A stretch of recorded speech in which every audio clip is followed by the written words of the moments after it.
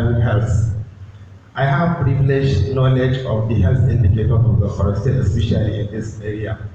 However, since I am not an expert in that, one of the things that I will do to ensure we have the valid and correct information through having a technical team by my side to really come up with the critical and very sound and valid information in respect to our indicators, the health indicators, which mostly are actually bad.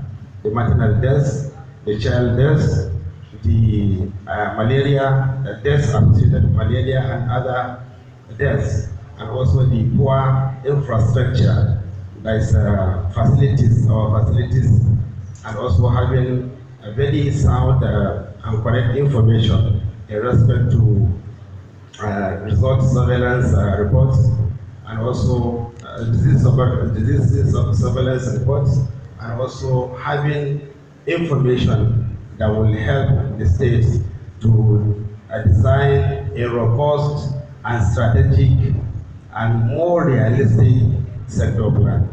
That is one thing I will do. The second thing that I will do is to ensure honest, realistic review of the health sector, plan. The health sector plan that has expired, the one that is current, we now review to see what has happened that it will not be implemented, or it has been implemented, what were the challenges. We learn from the challenges, we see how we now develop a new, realistic, honest, and implementable sector plan. I will ensure that the sector will have a befitting and workable and doable plan, because that is the starting point. If you don't have a plan that is implementable, you only have plan on paper. So I will ensure as the chief executive of the state, the health practitioners, the stakeholders will have to come up with a realistic and implementable plan. Another important aspect of my own agenda is the community-driven development agenda. For me, all our challenges, including health, border around neglecting the community to be at the driver's seat. Government decide for people, where government sometimes use experts to say this is what the people want, and so be it. What happened to the people themselves? They should be at the driver's seat, while government support and facilitate to galvanize the process of any development. Now, let's say, for example, case identification of a particular disease.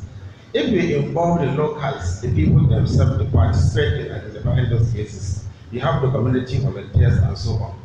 They identify these cases from their own people, and is the most accurate information that you may have. Instead of having an expert should help to support these people to know how to do it, but they will be the one to do it. And also, if you identify problems of the community, health problem for instance, the community themselves should be part of the health problem identification. Not just somebody will think this is what the community wants. It should be that particular community that will say we have problem of malaria, problem of this, problem of that, problem of that. Again, this community should be encouraged to prioritize these problems. What they prioritize, and then analyze the one that is having the top ranking priority. And then why government is continuing to follow up to ensure this is done correctly and in order of professionalism, and ensuring that justice is done to all those processes. And then, when the problem is analyzed, some of the problems will have solution within the community. For example, when we talk about cholera, maybe environmental and health experts related to poor hygiene. Now, this poor hygiene, can be eliminated using community systems where people will help themselves to keep clean their environment, their food, their water, and so on. So you see the role of community here cannot be overemphasized. So when it is now agreed that so is the problem of the community, especially health problem, for example, maternal and child deaths, somebody say their community is the major issue. We now come with the community, see to that problem, what could be the issue? Is it the absence of the primary health care facility? Is it the delays that are happening, delays from the family decision, delay on the distance to the facility, or delay at the facility? We now see how best the community will be used to eliminate those delays. And of course, we'll be having a reduction in the number of women that will be dying while giving birth, or the number of children that died at the day of their birth. It can happen to other issues, malaria, tuberculosis. For example, when we talk about malaria, we talk about the issue of prevention is always better than cure. Well, what happened to our people using nets? What stopped them from using it? Can there be studies within the communities? If those studies exist, what were the recommendations from those studies? Can those recommendations be implemented to help communities to assist themselves to fight malaria? The same thing with other different disciplines.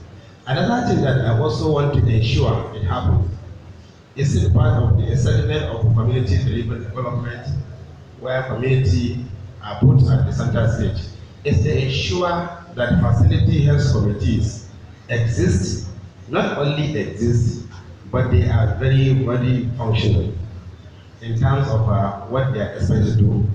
Every facility should not be left in the hands of the health workers there. The people should participate in the management and running of that particular facility, because the facility belongs to them. And why they even have to do that is that if there's any problem, there's no way